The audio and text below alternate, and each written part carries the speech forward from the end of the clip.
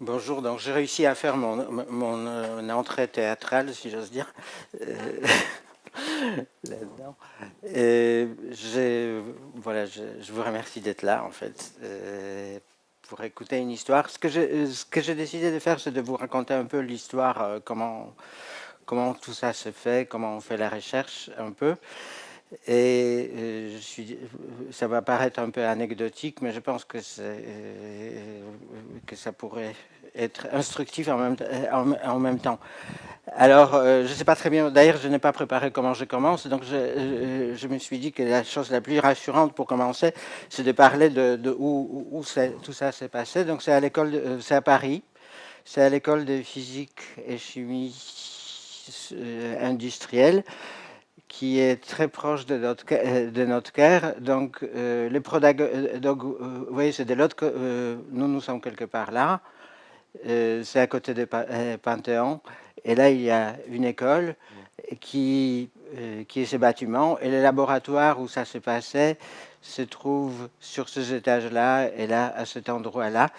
Et comme nous sommes à Paris, et nous sommes très fiers d'être à Paris et très contents d'être dans cette école. Et donc, c'était l'histoire de cette recherche-là que je vous en parlerai. Alors, cette école, elle est très connue. Elle est surtout connue parce qu'il y a une recherche légendaire qui a été faite par Pierre et Marie Curie, qui ont découvert la radioactivité. Et en fait, c'était une école d'ingénieurs qui faisait toujours la recherche en pointe. Et il y a une personne autre qui est peut-être un peu moins connue, qui était ministre d'ailleurs de la Recherche, Paul Langevin. Et pour nous, tous ces personnages sont un très grand exemple, vraiment l'exemple et l'inspiration. Paul Langevin, il est très connu comme théoricien, et moi aussi j'ai commencé comme théoricien, comme physicien, mais en même temps il a découvert les sonars. Donc vous voyez, c'est un exemple de quelque chose qui était à la fois très très théorique, très à la pointe de curiosité, de la recherche fondamentale, et en même temps il y avait des applications qui sont très importantes jusqu'à aujourd'hui. Alors évidemment, mon histoire, elle est plus liée à Pierre-Gilles Desgènes, qui était directeur de l'école et qui a introduit dans le monde de sciences qu'on considère souvent comme nobles, une matière qu'il appelait matière molle. Enfin, c'est tout ce qui est un peu mal défini, les gels, les liquides à vaisselle, les polymères, tous ces objets-là. Et donc, il a constitué une chaire, il a nous donné les locaux pour qu'on crée les laboratoires qu'il a appelés matière molle et chimie. Et c'était notre laboratoire. Et nous sommes très, très fiers de ce nom. Et je ne serais certainement pas capable de l'inventer, parce qu'il dit les deux choses qui sont importantes pour nous, c'est la chimie, et peut-être un jour ça s'appellera la chimie et matière molle, mais en tout cas, et ce genre d'objets de quotidien de cette recherche, et c'est de ça que je vous en parlerai. Je parlerai de l'adhésion. Alors l'adhésion, ça vous paraîtrait vraiment comme un sujet prosaïque. C'est-à-dire l'adhésion, on la voit tous les jours et on ne se pose pas tellement de questions. Pourquoi certains objets sont collants et d'autres ne collent pas. Et en fait, on ne réalise pas à quel point c'est mystérieux et paradoxal. Alors l'adhésion est liée pour les physiciens, on pourrait dire, c'est lié à des forces interatomiques. C'est-à-dire, les molécules s'attirent et s'attirent relativement faiblement, et l'interaction est à courte portée. Et ce grand physicien hollandais ou physico-chimiste hollandais, Van der Waals, était les premiers à réaliser les conséquences de ces attractions. Et une des conséquences qui était imaginé par Agnès Pockels, qui a fait des mesures extraordinaires. C'est une autre femme, grande savante du 19e siècle. C'est c'est l'existence de l'énergie de surface. Si vous prenez un liquide, si les molécules s'attirent ensemble, ça veut dire que à l'intérieur d'un liquide, toutes les forces se compensent. C'est-à-dire que comme une molécule a beaucoup de voisines, les forces d'attraction sont compensées et la molécule, on peut dire, est heureuse. Par contre, si la même molécule se trouve à la surface, comme il n'y en a pas comme elle n'est pas attirée par d'autres molécules, en fait, il y a une tension qui est créée, il y a des forces qui ne sont pas compensées. Ça veut dire que les systèmes voudraient diminuer l'aire de surface. En fait, ce qu'on voudrait, c'est de diminuer, et ça on voit juste quand on ouvre le robinet, il y a un jet qui devient instable, parce qu'en fait, la surface de l'eau, en l'occurrence ici, on voudrait les systèmes voudraient la diminuer le plus possible, et donc il fait ça en émincissant les jets et finalement en les cassant et en faisant des sphères, parce que la sphère pour le même volume a la surface la plus faible. Donc cet changement, en fait, cette goutte qui coule des robinets, c'est en fait l'exemple les plus visible, enfin un des plus visibles de l'existence de molécules et de l'attraction entre les molécules. Mais du coup, on peut dire on comprend l'adhésion, parce que si on a deux objets qu'on a joints avec la surface, les molécules ici sont parfaitement heureuses. Donc, les séparer ces objets, ça voudrait dire créer les deux surfaces, et donc l'énergie nécessaire de séparer ces deux surfaces sera égale à deux fois l'énergie additionnelle qu'on avait dans la surface, par le fait que ces molécules ici à la surface ne sont pas aussi heureuses que ce qu'elles étaient quand les deux surfaces étaient jointes. Et cette énergie, peu importe les unités, c'est l'énergie par unité de surface. Le travail qu'il faut dans cette vision pour séparer de surface est de l'ordre de grandeur de centièmes de joules par mètre carré. Vraiment, c'est pas important qu'est-ce que c'est le joule par mètre carré, c'est l'unité légale, d'accord, de l'énergie par unité de surface. Ce qui est important pour nous, c'est que c'est un centième. Et donc, une fois que j'ai dit ça, je peux vous remercier pour votre attention, parce que vous savez tout sur l'adhésion. Et donc, je profite pour vous remercier d'être là, et que maintenant, vous pouvez partir à n'importe quel moment, parce qu'en fait, je trouve que dans le théâtre, quand on remercie les acteurs à la fin, c'est un peu bizarre, parce qu'on devrait les remercier tout de suite. Donc, voilà. Donc, en tout cas, les acteurs devraient remercier le public. Donc, je vous remercie d'être là, et je vous remercie pour votre attention. D'autant plus que l'histoire que je vais vous raconter va m'emporter tellement qu'à la fin, j'oublierai de vous remercier d'être là. Donc en fait, on avait dit c'est que tout est lié à force d'interaction intermoléculaire qui sont finalement des forces très faibles. Mais il y a certaines personnes qui croient tellement qu'ils confient leur vie à l'adhésion. En fait, que si on nous met en contact avec le mur, on sera collé au mur et on est collé avec une colle cyanoacrylate qu'on appelle le super glue en bon français. Et donc, ce que ces messieurs-là, ils font, ils vont coller l'uniforme à la planche avec la colle, et ensuite, vous allez voir qu'est-ce qui va se passer. En fait, ils vont coller la personne qui croit aux forces intermoléculaires à la planche. Using Solvite extra strong wallpaper adhesive, then flew him over Miami from a helicopter. 25 years on, still going strong. Solvite. Ok, donc apparemment, il a volé pendant 25 ans, collé à la planche, et en même temps, je suis capable de marcher devant vous.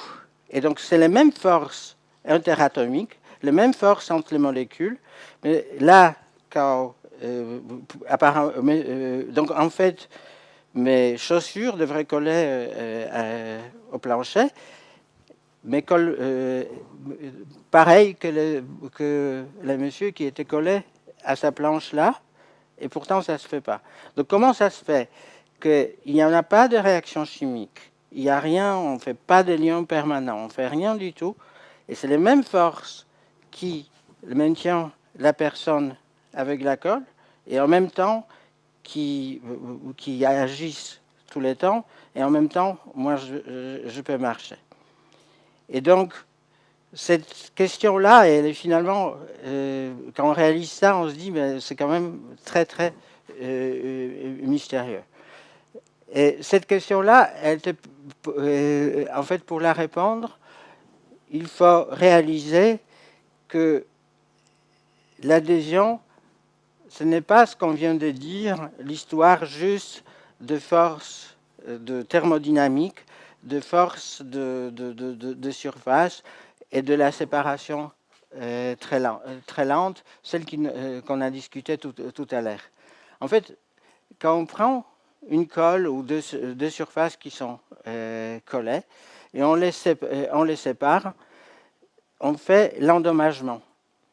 On endommage les matériaux. Et ça, c'est un processus qui est complètement non équilibre. C'est-à-dire, le travail, la force qu'il faut exercer pour séparer des objets, ce n'est pas juste la force très lente d'éloigner les molécules les unes des autres, mais c'est quelque chose qui consiste à fracturer l'objet, à endommager l'objet. Et donc, c'est un processus qui est en dehors d'équilibre. Donc, ça veut dire que cette énergie qu'il faut fournir pour séparer les objets, c'est l'énergie qui n'est pas à juste séparer les atomes, si vous voulez. C'est l'énergie qui consiste à endommager l'ensemble de matériaux. Et donc, ce n'est pas une histoire de surface, c'est une histoire de volume. D'accord ? Et donc, c'est pour ça que les énergies d'adhésion peuvent être très, très, très grandes en comparaison avec tout ce que je vous ai dit. Et ce n'est pas un petit effet, c'est 10 000 fois plus grand. Et c'est pour ça que le monsieur pouvait confier tranquillement sa vie à la superglue. Mais une fois que je vous ai dit ça, vous voyez tout de suite que comme c'est endommagement, comme c'est phénomène de non-équilibre, ça voudrait dire aussi que ça dépend comment je mesure, comment je fracture les objets. Et il est clair que l'énergie d'adhésion que je mesure en séparant les objets comme ça, ou en cisaillant comme ça, ou en faisant les pélages, ce n'est pas la même chose. C'est pour ça que quand vous avez de petites feuilles jaunes qui collent, qu'on appelle post-it, quand vous les tirez, ça tient, mais c'est très facile à peler. Et donc, on ne peut pas dire qu'est-ce que c'est l'énergie ou la force d'adhésion sans préciser quels sont les tests dans lesquels on fait. Et en plus, ce qui est important, c'est est-ce qu'on endommage l'adhésif ou est-ce qu'on rampe la surface. Dans un cas, on parlera de rupture cohésive, dans l'autre part, on parle de rupture adhésive, mais ce n'est pas ça qui est important. Ce qui est important aussi, c'est qu'il n'est pas important seulement quelle est la surface, quelle est la colle, mais c'est aussi important quelles sont les propriétés des adhérents, quelles sont les propriétés des objets, des matériaux qu'on veut coller. Parce que imaginez que cette bleue-là, c'est les chewing gum. Donc nous savons tous que le chewing gum est collant. Mais en fait, il n'est pas plus collant que n'importe quoi d'autre. Simplement, quand vous tirez les chewing gum pour les séparer, pour les enlever, toute l'énergie que vous fournissez, c'est pour déformer ce pauvre chewing gum. Donc en fait, c'est parce que le chewing gum, il est visqueux ou élastique ou viscoélastique comme ça, ce qu'il vous paraît très très très collant puisqu'il est très difficile de décoller. Donc cet exemple-là montre que ce n'est pas seulement important Donc la surface n'est pas seulement importante, la géométrie est importante et que les propriétés de matériaux en soi-même sont très importantes pour les collages. Et donc, les adhésifs, depuis toujours, c'était des polymères. Et les raisons, et donc en fait, pour l'homme préhistorique, c'était les collagènes qu'ils extrayaient de poissons. Pour nous, sont plus les polymères synthétiques. Donc les polymères, c'est de très grandes molécules qu'on polymérise au cours de collage. Donc en fait, il y a sous oxygène, il y a une réaction chimique qui consiste à rallonger les petites molécules pour faire de très grandes chaînes qui sont enchevêtrées et que c'est ça qui va être notre colle. De temps en temps, on commence avec les chaînes et on les réticule de nouveau avec, souvent avec en présence de l'oxygène, en présence de l'air, ça réticule et ça va solidement. Et donc, depuis toujours et exclusivement, toutes les colles, les adhésifs, c'est de polymères, de grosses molécules qui sont là. Alors la question, évidemment, est quelle est la raison? Et la raison, c'est que les polymères peuvent être mous. Ces grandes molécules, en général, les matériaux polymères sont mous. Et en fait, elles assurent un bon contact, c'est-à-dire les surfaces sont rugueuses. Et en fait, la raison pour laquelle je peux marcher, c'est parce que à la fois la surface de mes chaussures et les planchers est dure et mes chaussures sont dures et rugueuses. Parce que si vous avez la rugosité, la surface qui est très très très rugueuse, dans ce cas-là, vous mettez deux objets en contact et le seul contact que vous allez avoir pour les objets durs, ce sera montagne avec la montagne. Vous n'arrivez pas à enfoncer l'objet dur de telle façon, ou deux objets durs en contact, qu'il y a une surface, que les contacts arrivent jusqu'au levalet là-dedans. Ce qui veut dire que la surface de contact réelle, où les forces atomiques peuvent s'exercer, est quand même nettement plus faible que la surface nominale. Et David Tabor et Fuller, ils ont fait des expériences très simples pour démontrer cet effet sur l'adhésion. Ils ont pris un plexiglas et ils ont pris les balles en caoutchouc et ils ont mesuré la force d'adhésion très faible en appuyant sur la force de caoutchouc. Ils ont montré qu'en travaillant la surface de plexiglas avec les papiers verts, ils pouvaient les rendre plus ou moins rugueuses. Et plus c'était rugueux, plus l'interface, plus la surface de contact était faible et plus l'adhésion elle était faible. Donc ceci est la première raison, parce que les polymères, donc les colles, peuvent être mous et fluides, assurer les bons contacts avec les substrats rugueuses et donc contribuer à une grande énergie d'adhésion. Les polymères peuvent dissiper l'énergie. Qu'est-ce que ça veut dire dissiper l'énergie? Ça veut dire que l'énergie, un peu comme notre chewing-gum, c'est-à-dire que l'énergie qu'on aurait fait pour propager la fracture ou pour endommager les matériaux, la plupart de cette énergie sera perdue dans le processus de déformation des polymères. Donc je vais prendre les mêmes, enfin peut-être pas les mêmes, mais les balles de caoutchouc, de polymères, comme celle de M. Tabor. Et donc, et ça vous le savez bien, c'est que si je lance une balle, la balle peut rebondir très élastiquement à la même hauteur, ou presque, où je la lançais, ou il y a des balles qui ou les objets qui rebondissent très mal. D'accord? Si ça rebondit très mal, ça veut dire que j'ai perdu toute cette énergie potentielle que j'avais, toute cette énergie que je l'avais, je vais les perdre en contact au moment de rebond, Donc ça veut dire je veux dissiper l'énergie. Autrement dit, la balle va coller au plancher, d'accord? Puisqu'elle ne va plus rebondir. Alors je suis très gêné pour faire cette expérience-là. Donc il y a 2 balles ici. C'est très, très difficile, c'est-à-dire si on les appuie, il est difficile de voir qu'elles sont très différentes. Pourtant, il y a une balle qui va rebondir plus haut que l'autre. Et donc, je fais cette conférence dans des endroits différents, dans un opéra aux États-Unis où il y avait, je ne sais pas moi, 500 personnes ou 600 personnes. Je fais ça dans les congrès scientifiques où il y avait de très grands scientifiques. Et je demande toujours à quelqu'un de venir sur scène ou sur podium, de prendre ces 2 balles, de les toucher. Je l'ai fait dans les lycées à Argenteuil et de dire quelle est la balle qui va rebondir plus. Et je fais ça une vingtaine de fois, enfin 21 exactement.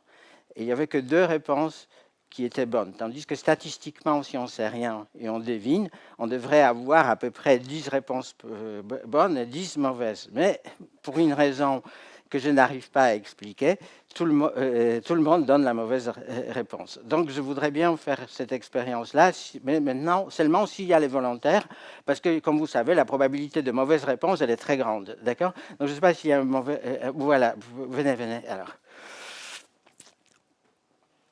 Sur scène.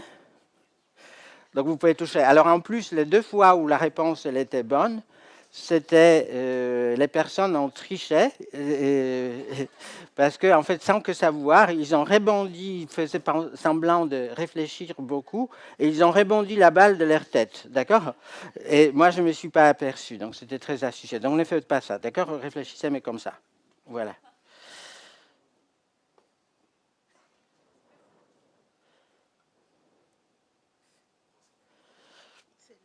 Celui-là, il va rebondir plus. Allez-y. Non, mais montrez l'autre parce que sinon tout le monde va penser que c'est les mêmes balles.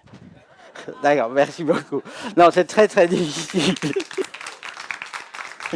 Merci beaucoup. Bon, alors pourquoi c'est tellement difficile? Parce qu'en fait, notre jeune amie là n'avait pas de ce qu'on appelle les rayonmètres dans la main, c'est-à-dire elle pouvait pas voir elle pouvait pas voir quand on rebondit la balle. Donc la balle, elle se déforme, d'accord? Et c'est à ce moment-là qu'elle dissipe l'énergie. Alors donc en fait, c'est ça qu'on teste un peu avec le doigt. D'accord? Et donc, on essaye de voir quelle balle va se déformer beaucoup plus. Mais on fait ça au temps long, c'est-à-dire on appuie, c'est pas la même fréquence, c'est pas la même l'échelle de temps que quand ça rebondit. Et donc, en fait, il faudrait savoir qu'est-ce qui se passe à temps très courte. Et ça, c'est très très difficile. Ça, c'est très difficile, voire impossible. Et donc, en fait, cette adhésion de cette balle-là que je vous ai montré, elle peut être très très très fort parce qu'en fait, au temps très court, elle est très rigide, au temps très long, elle est beaucoup moins rigide, beaucoup plus élastique. Et entre les deux, si je l'appuie, la contrainte relaxe. Et donc c'est cette relaxation-là, qui fait que l'énergie est dissipée. Un peu comme les liquides, j'appuie la force et les liquides coulent. Donc en fait, la contrainte va relaxer. Donc c'est une sorte d'amortissement. D'accord? Donc c'est la même chose que ça. Et donc, et c'est ça qui donne l'amplification de l'adhésion. Et en fait, les premiers qui ont compris ça, la même année que nous, on a compris un peu l'effet de rigosité, c'était Pierre-Gilles Desgènes. Et il a compris qu'en fait, quand la fracture se propage, il y a l'énergie, cette dissipation là-dedans freine la propagation des fractures.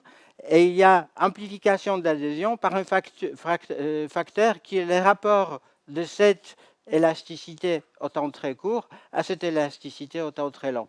Et donc c'est le résultat qui est très simple. Mais il y a une autre raison pour laquelle on utilise les polymères, c'est que si vous imaginez cette longue molécule qui est accrochée à deux surfaces, là accrochée chimiquement, et si je la déforme ici, et finalement, à un moment, les liens chimiques qui tient de cette molécule va être cassé. Et la molécule, et donc on va casser la molécule. Et les chimistes auraient dit, bah oui, je vais dissiper l'énergie des liaisons entre les atomes de cette chaîne. Mais en fait, je dissipe beaucoup plus parce que chaque unité de cette chaîne est sous tension, et donc je vais dissiper toute l'énergie qui était stockée dans cette déformation. Et donc là, j'ai encore un facteur d'amplification qui est le nombre des unités. Et c'est le deuxième mécanisme de dissipation. Et c'est pour cette raison-là qu'on a des dissipations viscoélastiques, c'est-à-dire les dissipations qui dépendent de fréquence des réponses et que je peux les régler. Donc ici, c'était réglé parce que je réglais, ces balles-là sont aussi molles ou aussi dures à fréquence faible, mais répondent très différemment à fréquence forte. Ici, je pouvais faire ça en accrochant certaines liaisons que je peux coller les objets.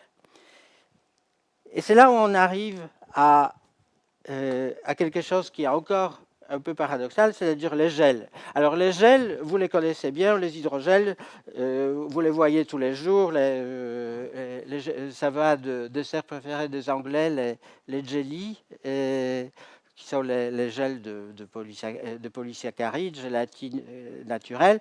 On les utilise aussi dans d'autres applications. Ici, c'est l'anti de contact. Donc les gels peuvent contenir énormément d'eau. C'est des chaînes de polymères qui sont réticulées de nouveau, donc c'est-à-dire sont liées entre elles par des liens chimiques ou physiques d'ailleurs, et les gels peuvent contenir énormément de l'eau. Et les résultats de ça, c'est que les gels sont très intéressants parce que justement contiennent de l'eau, ils répondent, mais souvent sont très glissants et ne collent pas bien. Donc là, vous voyez les gels de polydéméthylacrylamide qui ne collent absolument pas. La gélatine ne va pas coller sur polyacrylamide, mais paradoxalement, les mêmes gels collent sur les gants quand je porte au laboratoire. Donc, le fait que je ne peux pas coller les gels sur les gels, c'est parce qu'il est difficile de coller l'eau sur l'eau. D'accord? Parce qu'ils sont tellement engorgés de l'eau, et coller de l'eau ou coller sous l'eau est toujours très difficile. Et donc, la méthode pour coller les gels, ça serait de nouveau de faire la chimie, polymériser, réticuler, il faut chauffer. C'est des choses qui sont compliquées et que, en fait, seraient adaptées pour chaque gel, et il n'y a pas tellement de colle. Et c'est là où nous avons eu une idée un peu surprenante qui est venue par analogie avec un autre sujet dont je ne parlerai pas aujourd'hui, les vitrimères, et qu'on pourrait coller avec des particules solides. Ou autrement dit, les gels avec des particules solides peuvent coller. Et ça, c'est quelque chose c'est l'idée qui est venue suite à la conférence de Séverine Rose, qui est là, qui était étudiante avec Alba Marcelin et Dominique Ourdet. Et nous nous sommes rencontrés très très loin. Nous travaillons dans la même école, dans deux laboratoires différents.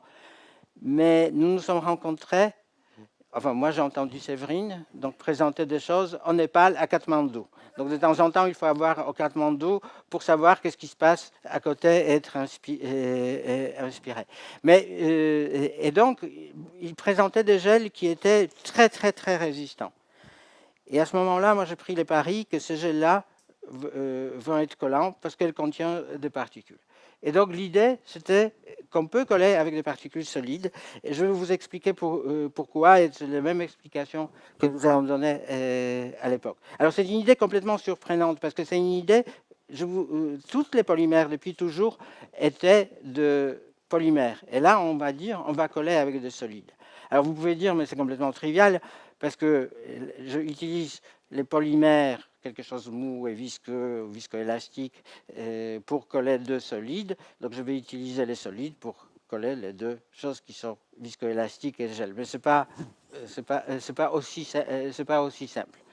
Et donc, en fait, la physique derrière ça, c'est l'absorption. Et là, il y a quelqu'un d'autre qui est lié à ça. Donc, la physique d'absorption, Jean-François Joanny, qui est directeur de même école, donc c'est vraiment une histoire de famille que je vous raconte, et avec qui on travaillait beaucoup. Donc, Jean-François, il a beaucoup contribué à notre compréhension de compréhension. Alors, je n'ai pas osé de mettre la photo de la directrice du théâtre, Elisabeth Bouchard, mais elle a travaillé aussi beaucoup sur l'absorption. Et donc, je parle sous sa responsabilité. Alors, ce qui est important dans l'absorption, donc voilà nos polymères qui font les gels. Voilà notre particule de surface solide. Donc, en fait, s'il y a une préférence de ces monomères, des unités de polymères, de s'absorber sur la surface, même très faible, les polymères, comme il y a beaucoup d'unités, il y aura beaucoup d'unités qui sont attachées. Donc chaque unité est accrochée faiblement, adhère faiblement, on peut dire, mais l'ensemble, sur la chaîne, il y aura beaucoup de points de contact, ce qui veut dire qu'il serait très difficile de désorber, d'enlever cette molécule de la surface. Et donc, même pour l'énergie d'absorption faible, cette absorption est irréversible parce que il y a beaucoup de points de contact par chaîne.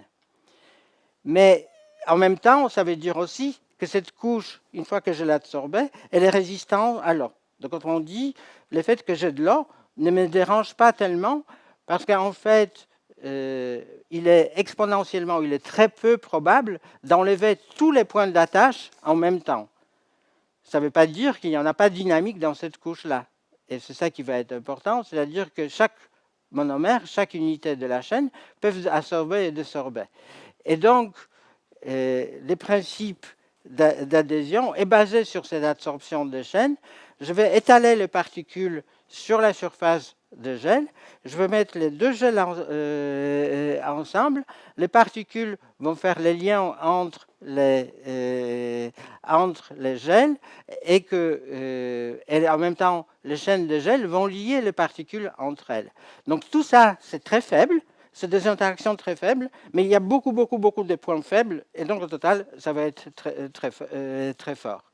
Mais il y a quelque chose de plus important, parce qu'on a dit qu'il faut dissiper l'énergie. Il faut qu'on travaille contre quelque chose qui n'a rien à voir avec juste cette chose d'attachement. Et donc, on a les mêmes mécanismes d'amplification, parce que si je tire sur cette chaîne rouge et je décroche la chaîne rouge en ce monomère, toute cette tronçon-là était sous tension, et donc je vais libérer l'énergie mécanique qui était stockée dans ces tronçons.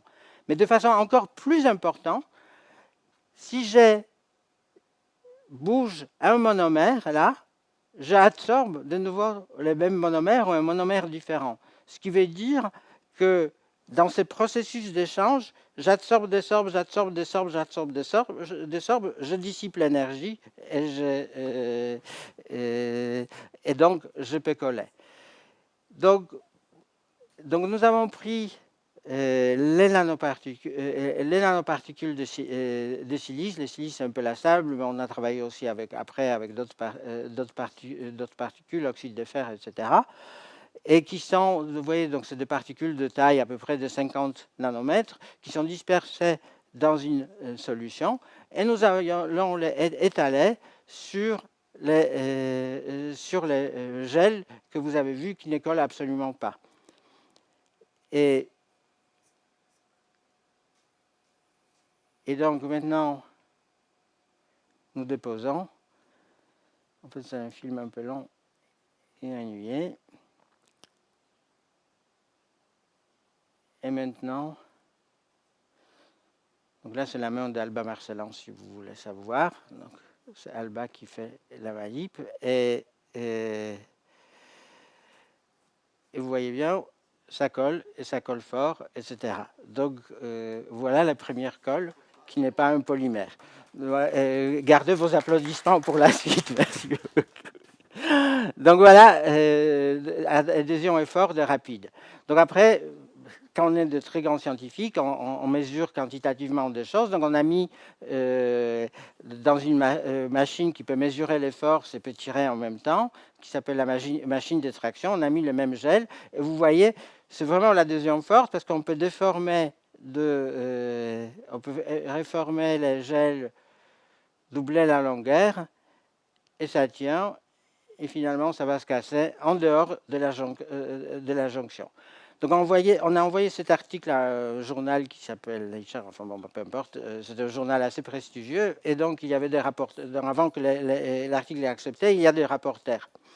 Et l'un des rapporteurs, il nous a dit, non, non, non, non, non, votre adhésion n'est pas forte, c'est vos gels qui sont fragiles. Donc, comme quoi, il avait raison.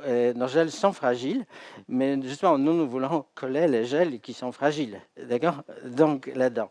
Non, mais il a dit non, non, pour mesurer l'adhésion, il faut être capable de décoller à l'interface. Donc, ce que vous savez, on a dit qu'en fait, ça n'a aucun sens, ce genre de questions, et donc, et de donner l'énergie qui était nécessaire pour décoller de surface. Et donc là, on a collé de façon. Donc au lieu de coller comme ça, comme n'importe qui l'aurait fait, nous, on a fait quelque chose qu'aucune personne avec un sens pratique aurait collé comme ça. On a collé sur la tranche. D'accord? Et sur la tranche, donc ce qui va se passer, c'est que sur la tranche, les deux lanières vont se tourner.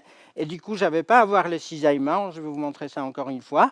Mais je vais avoir les pellages. C'est-à-dire, je vous ai dit que peler, c'est beaucoup plus facilement. D'accord? Donc on appelait, et du coup ça appelait à l'interface, et on a pu mesurer l'énergie, lui donner un chiffre qui a un sens quelconque, 6 joules par mètre carré, en comparaison avec 2 centièmes que ça on aurait attendu juste par la charge. Donc on colle beaucoup plus fort, effectivement 100 fois plus fort à peu près. Et donc... Et donc on est content parce que ça c'est l'énergie à peu près de pellage de post-it.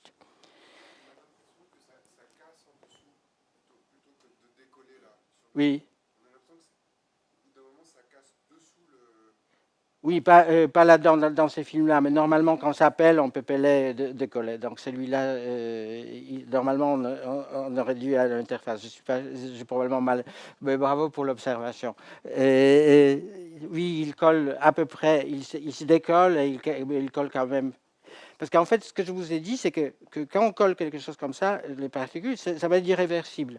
Donc, ce qui veut dire que si j'étalais les particules et j'ai pelé la surface, alors là, vraiment pelé, les particules qui étaient collées à la surface restent collées à la surface, je peux remettre mon gel et, que ça va coller de nouveau. Donc, autrement dit, la force qui était nécessaire d'être objet recollé ou réparé est la même. Ce qui veut dire aussi, et ça va être important pour la suite, que je pense que va arriver vite, c'est que je peux repositionner aussi les points de collage. Donc on avait dit que donc, les particules sont absorbées de façon irréversible par ces plein de liens, donc ça veut dire que ça sera résistant à l'eau. Donc effectivement, on peut surgonfler les gels qui sont maintenant sont passés de 80% de l'eau à 97% ou 98% de l'eau. Et vous voyez, pareil, la jonction tient, même si on ne tire pas, voilà, elle tient. Et donc on peut coller au-dessus. Avec d'autres particules, on peut même coller sous l'eau. Donc là, on peut coller les gels différents, mais je ne vous montre pas les films. Ce qui est marrant, c'est que si on les met, ce gel, dans l'eau à gonfler, comme l'élasticité de gélatine n'est pas la même que celle de polydiméthylacrylamide, en fait, on courbe les deux gels. Donc on peut coller les différentes particules. Là, c'est dans notre tube de carbone, l'oxyde. On peut avec les différentes particules, on peut coller différents gels. C'est autoparable, repositionnable, résistant à l'eau. Ça pourrait être intéressant pour certaines applications de type robotique, pour soulever les objets, la microfluidique, etc. C'est de ça que je vous en parlais. Ce qui est important là, c'est que c'est la première fois, c'est vraiment qu'on colle avec des solides, des particules de solides, qu'on peut coller donc avec les particules de solide. Et ce qui est important, c'est qu'on peut coller les objets régorgés de l'eau. Et à ce moment-là, nous avons fait un deuxième pas qui est complètement inhabituel et qui est lié à notre complète ignorance, puisque nous avons dit on pourra coller les tissus biologiques. Parce que pour nous, les tissus biologiques, la peau, tous les organes, enfin tout ça, c'est un peu comme les gels. Ça comporte énormément de l'eau, etc. Et alors, quand je fais cette conférence dans un endroit, il y a quelqu'un qui écrit sur les blogs en disant ce qu'il a fait, Lebler, c'est que, et les collaborateurs, c'est qu'ils ont trouvé une méthode pour réparer les desserts de jelly, parce que c'était en anglais. Mais ce n'est pas vraiment un challenge, le défi du XXIe siècle, et que ni Cameron ni Miliband, donc, qui est l'opposant dans l'opposition au Cameron, ne vont pas se battre pour donner des millions de livres pour travailler sur la réparation de desserts. Et donc quand vous lisez ça, donc ça vous remet un peu en place. Mais comme on avait donc l'idée que c'est les tissus biologiques, à ce moment-là, on avait cette idée de tissus biologiques, donc on a dit, mais on pourra coller les tissus biologiques.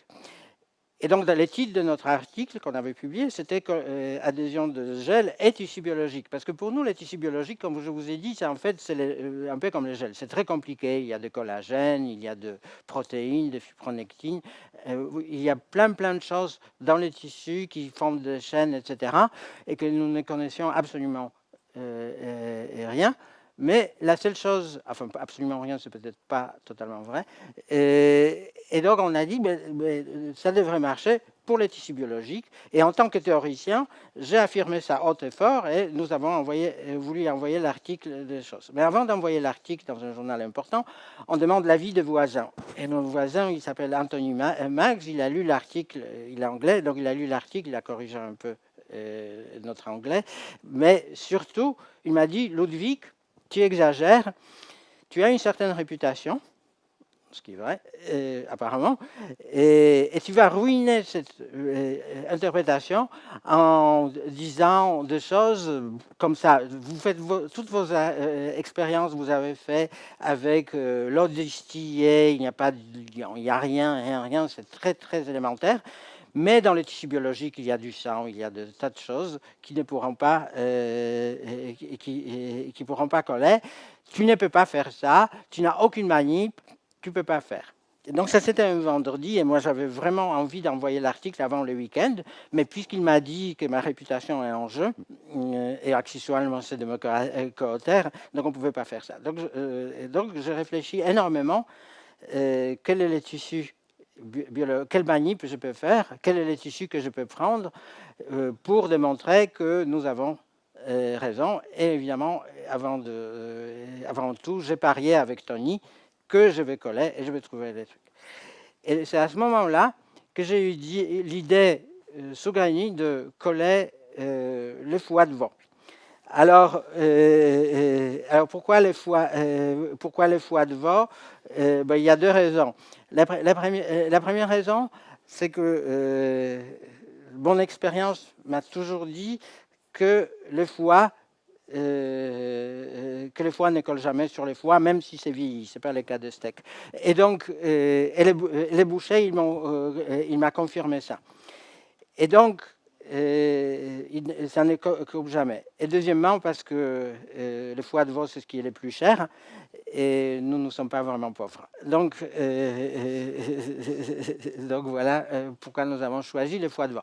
Et donc, samedi, avec Alba, en catimini, nous avons fait l'expérience, et vous allez voir les films d'expérience, c'est-à-dire on a pris effectivement les tranches de foie, et les foies ne collent pas.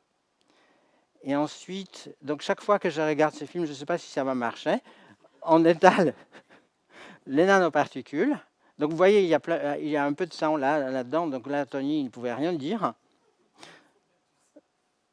C'était les conditions presque naturelles. Et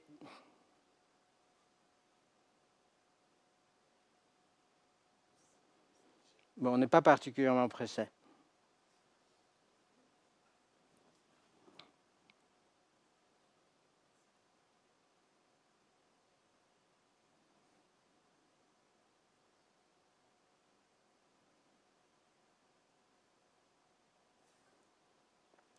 Voilà.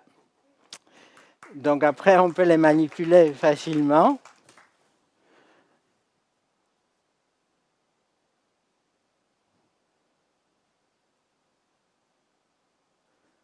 Voilà, très bien.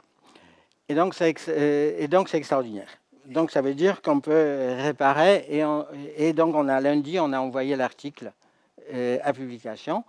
Et donc, et pourquoi c'est important? Parce que c'est important, parce que, et ça c'est la suite que je vous ai cachée de ce qui est écrit dans les blogs, parce que certes, c'est intéressant, la physique est intéressante, mais si on colle les tissus biologiques, qui sont très très compliqués, dans ce cas-là, on pourra, c'est quelque chose que les chirurgiens cherchent et qu'on pourra faire des choses qui feront que les gens vont survivre plutôt que mourir, parce qu'en fait, il y a un besoin tous les jours, et c'est de ça que je vous en parlerai aujourd'hui. Parce qu'en fait, à l'heure actuelle, et nous ne savions pas ça, mais nous savons maintenant, c'est qu'à l'heure actuelle, il n'existe aucune colle chirurgicale satisfaisante. C'est-à-dire que les colles qui existent sont ou toxiques et on ne peut pas les appliquer à l'intérieur du corps, ou il y a les forces adhésives qui n'est pas suffisante, ou ils ne peuvent surtout pas fonctionner dans les conditions hémorragiques. Et donc les résultats de ça, c'est que en fait, ce qu'on peut réparer, ce qu'on peut assembler, ce qu'on peut faire en cas de coupure, en cas de résection, en cas de cancer, en cas d'enlevement, en cas de fuite, on repose toujours et surtout sur la suture. Donc, quand on fait la suture, alors les hommes sont priés de fermer les yeux pour ne pas s'évanouir, parce qu'en général, c'est les hommes qui n'aiment pas les aiguilles. Donc voilà, donc, quand on a la suture, en fait, je ne montre pas les films. Donc là, c'est un rat qui est anesthésié. On ne voit pas très bien ici, à cause des constats, on a l'aiguille, et donc en suture. Donc il faut mettre en anesthésie, il faut avoir la personne qui est qui est entraîné pour faire ça, et on fait les sutures, et où on vous met les agrafes, mais c'est très très traumatisant, ça fait des inflammations souvent, et surtout, on ne pourrait pas faire ça sur les tissus qui sont fragiles. Et donc, avec une équipe de l'hôpital Bichat et surtout Anne Pellet, nous avons immédiatement pensé essayer de faire ça sur les petits animaux, sur les rats, de vérifier que effectivement, c'est une méthode qui, dans certains cas où on a besoin de l'adhésion qui est finalement faible, ça pourrait les servir. Et donc, on prend les mêmes rats. Donc, à droite, on a fait la suture, vous ne voyez pas. Donc là, c'est une blessure très, très profonde. Là, c'est les mêmes nanoparticules. Et on prend une brosse. Alors, ce n'est pas anesthésié parce que les rats, c'est pas stérilisé, je veux dire, parce que les rats sont très, très résistants. Et voilà. Et c'est terminé. Alors, ça, c'est peut-être inutile, cette dernière touche. On presse ensemble. Et en fait, vous voyez, il n'y a pas besoin de suture, il n'y a pas besoin de points. Ça tient très très bien. Et donc 2 minutes après, on peut tirer. Voilà, on tire doucement. Et là, c'est la partie qui est suturée. Et en fait, la résistance est comparable. Et donc, si on compare donc les mécanismes, donc ça c'est l'histologie. Donc en fait, vous voyez là, après la suture, là vous avez passé. Là, c'est ce qu'on avait mis, la colle qui est souvent utilisée pour les lésions superficielles et qui est la même colle qui a collé le monsieur à sa planche, la cyanoacrylate. Vous voyez bien, il y a la nécrose, c'est clairement toxique. Et surtout, ça ne cicatrise pas parce qu'en fait, en faisant les films de la colle, j'empêche les cellules de proliférer et de croître. Et donc, j'empêche la cicatrisation. Dans la suture, ici partout, les deux berges de la blessure sont en contact et peuvent cicatriser facilement. Et en fait, avec les nanoparticules, c'est exactement ce qui se passe. C'est la même chose qu'ici, parce que j'ai les deux berges juste en contact et les particules sont intégrées dans la blessure et dans l'histologie, on ne les voit pas. Si je mettais juste la poudre qui ferait la barrière entre les deux, dans ce cas-là, effectivement, je n'aurais pas une bonne cicatrisation. Donc là, on a fait l'oxyde de fer parce que ma maman, elle me disait qu'il faut que je mange du fer, que c'est bon pour moi. Donc, en fait, effectivement, les fers peuvent être métabolisés par les macrophages et de nouveau, on ne voit pas les cicatrices. Donc, ce qui démontre juste qu'on pourrait ouvrir une clinique de chirurgie plastique pour les rats, mais pas plus, parce qu'il faudra beaucoup plus d'études pour savoir si effectivement peut être appliqué. Mais bon, la peau, c'est très bien parce que ça permet d'avoir une solution de particules à la maison et avec la blessure, on pourra les traiter, etc. Je vous ai dit, c'est repositionnable, c'est très bien, on peut avoir de très belles, peut-être, cicatrices. Mais c'est beaucoup plus important pour des choses qui, vraiment, pour les tissus qui sont fragiles, pour les foies, pour la rate, pour les poumons. Parce qu'en fait, si on a la blessure de foie, on peut pas, il est très difficile d'arrêter l'hémorragie. On ne peut pas suturer. Il est très difficile de suturer puisque c'est fragile. Et ce qu'on est obligé de faire, c'est de ligaturer l'aorte hépatique, ou ce qui n'est pas une solution toujours. Certains chirurgiens enveloppent les foies, c'est pas nécessairement. Donc nous, je ne vous montre pas ça parce que c'est vraiment très saignant comme film, même si à la télé on peut voir des choses pires. Et donc, si ça c'est les foies de rat qui est anesthésié, qui avait une blessure ici très profonde, pratiquement à travers, avec une pipette ou avec la brosse, on applique la solution de particules et ça cicatrise bien au bout de 3 jours, et la fonction hépatique avant et après l'opération est vraie. C'est vrai que j'étais le plus inquiet pour les rats. On peut faire, et je termine là, par exemple, si on fait la résection, ce qui aurait été le cas dans les cas de cancer ou cirrhose, et ce qu'on ne peut pas faire actuellement. Le gros problème, c'est comment arrêter les saignements. Donc là, on peut prendre une membrane, on met les nanoparticules sur la membrane, on applique ici, et l'hémorragie s'arrête au bout de quelques secondes, et les rats survivent joyeusement, et 3 jours plus tard, son foie fonctionne, et l'hémorragie fait. On peut aussi coller les objets sur le cœur battant. Donc là, on a collé un patch qui pourrait relarguer les médicaments ou les cellules pour soigner comme médicaments.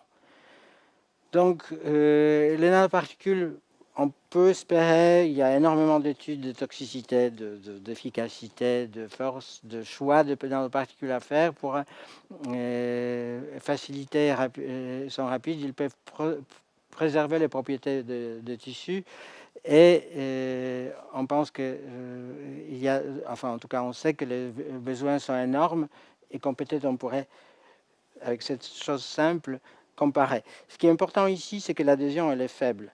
Et l'adhésion elle est faible dans le sens, on n'a pas besoin de l'adhésion très forte parce qu'en fait les efforts qui sont mises sur les foies ou sur les organes, elles ne sont pas très fortes, donc ça pourrait cicatriser. Et avant de terminer, je voudrais vous parler de quelque chose qui me fait énormément plaisir et qui s'est passé 4 mois après la publication de l'article. Malheureusement, on voit mal ici. Fabrice Marchelin était professeur au lycée de Bourdonnais à Curepipe, à l'île Maurice. Alors l'île Maurice, elle est plus connue pour les plages et son forêt tropicale, Curepipe est quelque part ici. Et M. Marchelin, il m'a dit, il a lu, donc l'article a été publié en janvier, il m'a écrit en avril, il a dit, je voudrais bien contribuer à ces recherches-là et je voudrais bien qu'avec mes élèves, je travaille là-dessus. Mais évidemment, ils n'ont rien, d'accord, dans leur lycée à Kipli. Mais il était très enthousiaste et comme c'est anglophone, donc ils ont lu l'article, ils voyaient qu'il faut être quantitatif. Et moi, j'ai accepté volontiers de les aider à une seule condition, qu'ils ne fassent pas des expériences avec les animaux vivants. Donc, nous avons fait. Et donc, en fait, ils ont conçu des expériences et ils ont résolu les problèmes que nous, avec tous nos équipements et avec manque de temps et de moyens, et on ne pouvait pas faire. Ils ont par exemple imaginé comment coller les gels de gélatine en jouant sur les pH. Et de nouveau, je ne vais pas vous embêter comment ça se fait, mais je vous illustrerai juste là. Donc voilà l'expérience. Donc voilà leurs expériences. Ils font ça avec le moyen de bord. Ils ont synthétisé leurs particules pareil avec des méthodes qu'on a designées. Et donc là, ils ont crié, il y avait un cri, mais qu'on n'entend pas, de joie que vous pouvez imaginer. Mais ils ont fait quelque chose de plus et qui est encore plus extraordinaire. Ils ont acheté les poumons de bœuf sur les marchés et ils ont montré qu'on peut coller non seulement les poumons sur les poumons, mais les poumons sur les plèvres. Donc ça peut être quelque chose qui est a priori intéressant. Et c'est pareil, c'est quelque chose où ils sont en avance. Et nous pensons que nous allons publier ensemble quelque chose qui est très simple. Alors évidemment, ils ont fait les études quantitatives parce qu'il y a beaucoup d'élèves, beaucoup de groupes et beaucoup de classes. Et donc, chacune avait des résultats un tout petit peu différents. Et donc, nous avons de bonnes statistiques et nous pouvons croire à des résultats meilleurs. Et donc, c'est quelque chose qui est très plaisant parce que ça montre que c'est très simple à mettre en œuvre. Après, est-ce que ça passera toutes les choses pour arriver un jour dans nos pharmacies à la maison ou dans les tables d'opération? En tout cas, nous allons nous employer. Il y a beaucoup de gens dans le monde qui s'emploient actuellement pour essayer de transposer ça aussi dans la clinique. Et avec ça, je veux vous... bon, ça, je ne montre pas parce que c'est très gore. Et avec ça, je voudrais vous... c'était l'expérience analogue à celle qu'on avait fait avec des poids, mais c'était pour les poumons. OK. Et avec ça, je cherche mon diapo la plus importante. Merci beaucoup.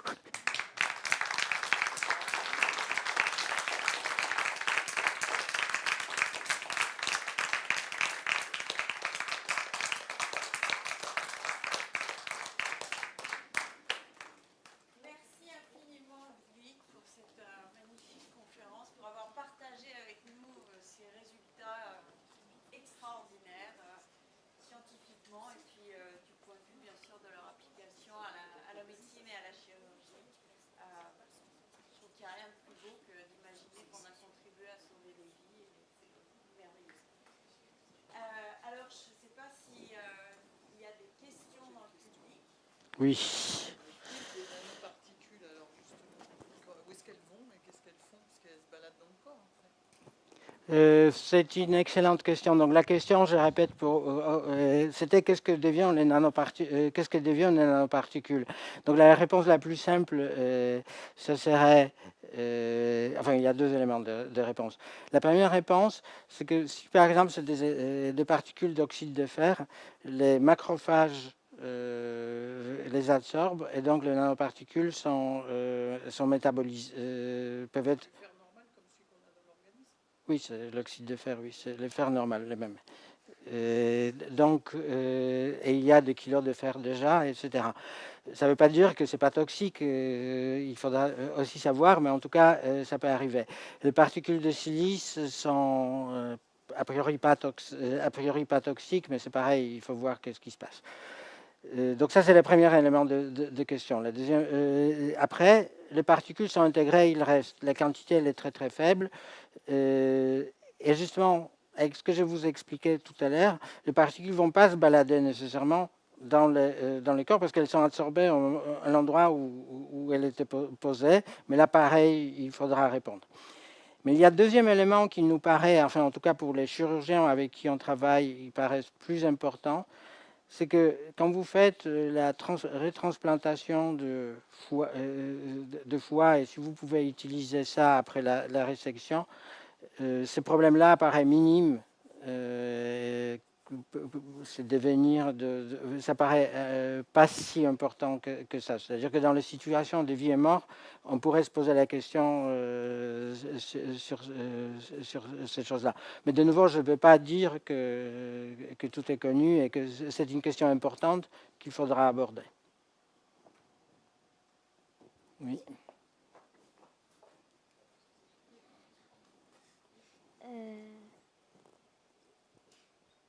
Est-ce qu'on a essayé sur le rat?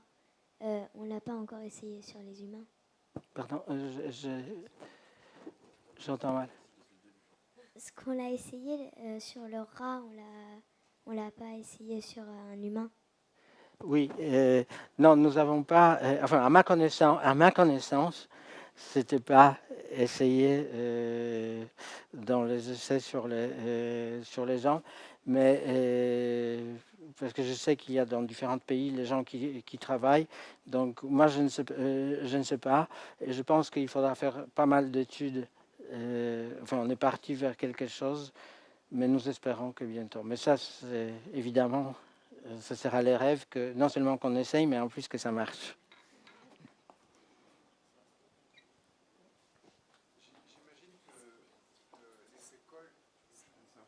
L'effet Cole dépend de la densité des particules, De concentration. de la concentration des particules.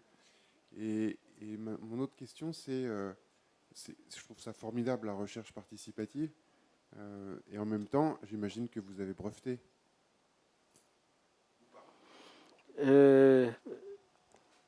Oui, donc il y a deux questions. D'abord la question sur la concentration. Oui, probablement ça dépend de la concentration. On étudie ça. Il y a une jeune thésarde qui travaille sur ces questions-là. Nous ne comprenons pas. En fait, ce que je vous expliquais, qu'il faut faire une monocouche de particules. Et donc, effectivement, quand on s'emploie, mais quand on fait avec les pinceaux, on met certainement plus de particules que pour la monocouche, nécessaire pour la monocouche, d'accord, et qui sont lavées, effectivement, d'où la question où est-ce que ça devient après, d'accord. Donc, c'est absorbé. Donc l'effet de concentration, il n'est pas clair parce que les concentrations aussi changent la stabilité des particules. Ce qui est important, c'est et la concentration et la chimie de surface. Ce qu'on peut dire, c'est à partir d'une concentration de l'ordre... Là, c'était 30%, ce qui est beaucoup. À 1%, ça colle déjà. Donc ça, c'est la partie concentration. La partie brevet, oui, c'est breveté. C'est pas ça qui va empêcher ou pas empêcher le développement. Ça pourrait au contraire aider à développement et à la propagation. D'ailleurs, je ne sais pas si les brevets vont être valides ou pas, mais effectivement, nous espérons que ça va être plus large. Mais il est possible aussi que les brevets, ça évolue. Et ce n'est pas nécessairement ces brevets-là. Ce qui est le plus important, c'est que c'est tout de suite su et connu par tout le monde et tout le monde peut travailler et améliorer et donc faire d'autres brevets ou pas brevets, d'accord, des choses.